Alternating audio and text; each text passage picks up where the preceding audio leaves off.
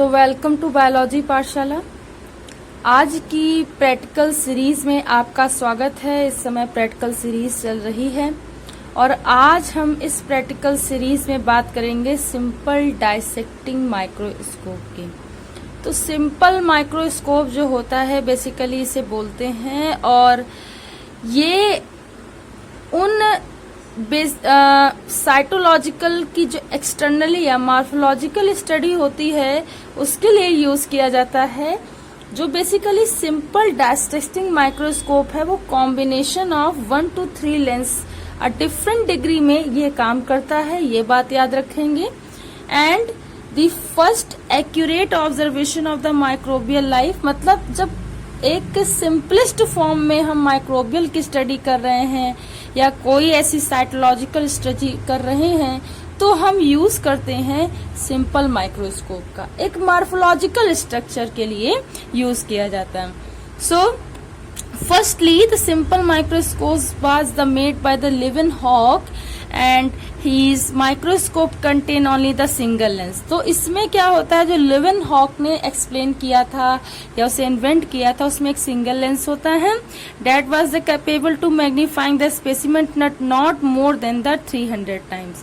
तो इसकी एक मतलब एक लिमिटेशन है, कैपेबल है मैग्नीफाइंग लेंस की, जो बहुत ज्यादा डिटेल में आपको मतलब डीप स्टडी नहीं देगा, लेकिन हाँ हम इससे स्टडी कर सकते हैं एक मॉर्फोलॉजिकली रूप से।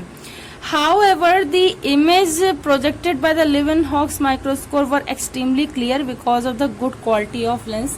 लेकिन फिर भी इसके जो क्वालिटी है लेंस की उससे हम लोग काफी कुछ एक एक्सटर्नली व्यू देख सकते हैं किसी भी मतलब जो भी हमने ऑब्जेक्ट लिया है।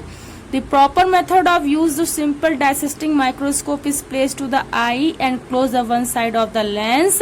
हमें एक तरफ से आई से देखना है और एक आंखों को बंद करके हम देखते हैं। The bring gradually the specimen closer, और हम उसे ध्यान से एक्सपेरिमेंट को क्लोजरली देखते रहते हैं।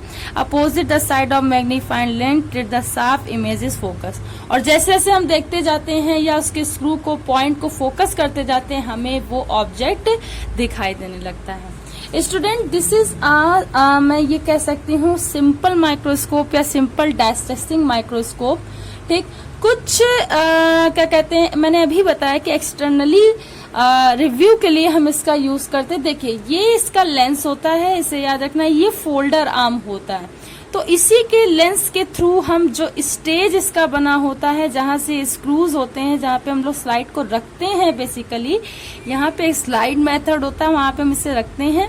देन हम इसे देखते हैं। ये पूरा जो प्लेटफॉर्म होता है इसे हम लोग स्टेज कहते हैं, जो बेसिकली ये फोल्ड आर्म और स्टेज को स्टेज क्लिप से जोड़ता है।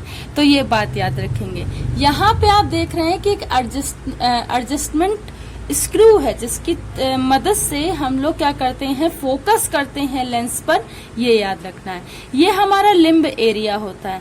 लिम्ब एरिया हमेशा चेस्ट के सामने रखते हैं, चेहरे के सामने रखते हैं, कभी भी हम इधर साइड से नहीं देखते हैं क्योंकि रिफ्लेक्शन बहुत जरूरी होता है किसी भी स्पेसिमेंट को देखने के लिए। तो जिस तरफ लिम्ब होता है उसी तरफ हमारा क्या होना चाहिए, फेस होना चाहिए, है ना, यानी कि इधर साइड हमारा फेस होना चाहिए, तभी हम इसको अच्छे से स्टडी कर देते हैं। ओके, सो ये एक मिरर होता है। मिरर को हम लोग को ऊपर की तरफ फोकस करना होता है ताकि हम लोग ज्यादा अच्छे से स्टडी कर सकें और इसको हम लोग समझ सकें। ये इसका जो प्लेटफॉर्म होता है, ये इसका फुट एरिया होता है, जिससे ये पूरा जो माइक्रोस्कोप है, मतलब सिंपल माइक्रोस्कोप है, वो बेसिकली क्या रहता है, सॉलिड स्टेज में खड़ा रहता है। तो ये कुछ इसका क्या होता है बेटा, स्ट्रक्चर है, और ये मैंने इसका एप्लीकेशन बताया। सो आई होप कि आज की प्रैक्टिकल सीरीज आपको समझ में आई होगी। अगर आज की प्रैक्टिकल सीरीज आपको समझ में आई हो तो इसे ज्यादा से ज्यादा बच्चों तक शेयर कीजिए, लाइक कीजिए, सब्सक्राइब कीजिए। क्योंकि बायोलॉजी प्रैक्टिकल में लोगों को बहुत कंफ्यूजन होती है, इसलिए मैं धीरे धीरे करके इन सारी चीजों को ला रही हूँ। So thanks to all student and keep watching.